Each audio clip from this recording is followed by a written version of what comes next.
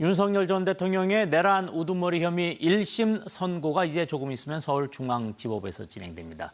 12.3 비상계엄이 선포된 지 443일 만에 1심 선고입니다. 오늘 이 내용 백인성 법조 전문기자와 함께 자세히 살펴보도록 하겠습니다. 어서 오세요. 자, 오늘 선고 오후 3시 시작될 예정이죠. 그렇습니다. 내란 우두머리 혐의와 직권남용 혐의를 받는 윤석열 전 대통령에 대한 1심 선고 공판이 오후 3시부터 서울중앙지법 대법정에서 진행이 될 예정입니다. 예. 말씀하신 대로 비상계엄 선포 443일 만에 마침내 계엄을 선포한 국정 최고 책임자에 대한 선고가 나오는 건데 유무죄 판단과 근거 그리고 만약에 유죄가 선고될 경우엔 그 형량에 관심이 쏠리는 상황입니다. 법원은 앞서 한덕수 전 총리와 그리고 이상민 전 행정안전부 장관의 내란 중요임무 종사 혐의 재판에서 12.3 비상계엄을 내란으로 인정을 한 바 있는데 네. 이번 재판에서도 같은 결론을 내릴지 주목되고요. 오늘은 윤 전 대통령을 포함해서 총 김용현 전 국방부 장관 등 총 8명에 대한 재판이 선고가 같이 나는데 선고 시간이 아마 2시간 내외로 좀 길어질 걸로 예상이 되고 있습니다. 현재 서울중앙지법 주변에 인파가 상당수 모이기 시작한 상황입니다.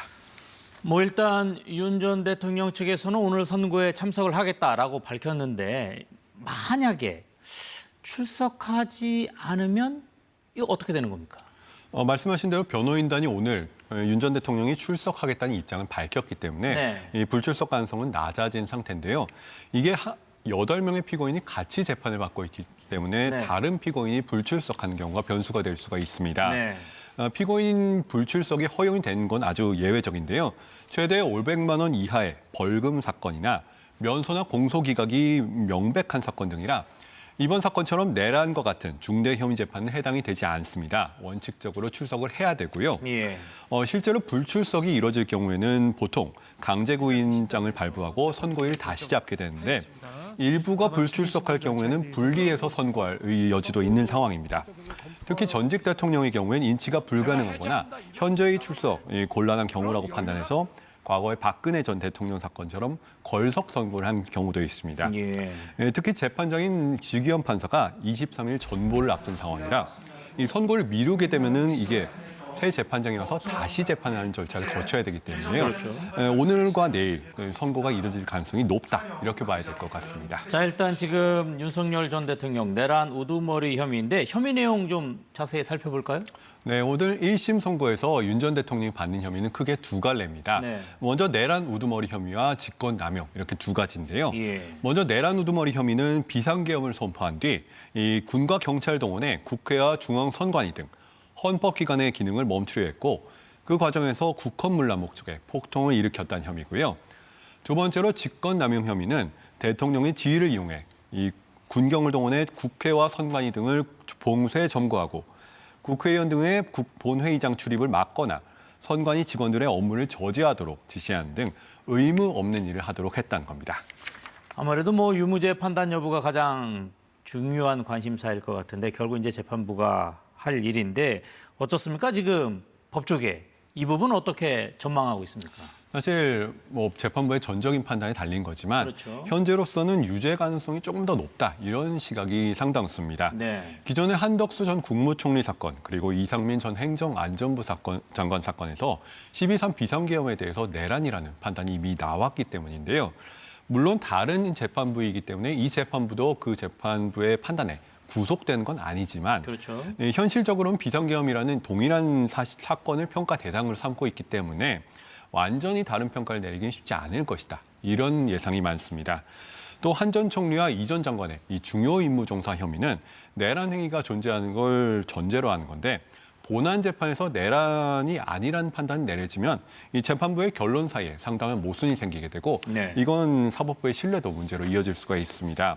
이 때문에 비상계엄의 목적 그리고 내란 행위에서 윤 전 대통령이 정말로 우두머리 행위를 했는지 이 부분이 쟁점이 될 거라는 의견도 있습니다. 자, 그런데 여기에서 일부 공소 기각 또 무죄 주장하는 분들 계신데 이건 어떤 논리입니까? 네, 아무래도 절차적 쟁점이 이유인데요. 예. 윤 전 대통령 측은 지금까지 일관되게 자신을 수사한 공수처에 내란죄 수사권이 없다 이렇게 주장해왔죠. 그렇죠. 따라서 이런 위법한 수사에 기반해서 수집된 증거들은 위법 수집 증거이고 재판에 사용해선 안 된다는 주장입니다. 만약에 윤 전 대통령의 주장이 받아들여지면 이 공소 제기 절차가 법에 위반되어서 제기된 것이라 공소 기각을 하거나 아니면은 증거를 상당수 쓸 수가 없기 때문에 무죄를 선고할 가능성이 있다는 건데요. 윤 전 대통령의 구속 취소 당시에 공수처의 수사권 부분에 문제가 있을 수 있다. 이런 재판부의 지적이 있었기 때문에 윤 전 대통령 측에서는 이 절차 위법성 부분을 핵심 변론 전략으로 삼아왔습니다. 예.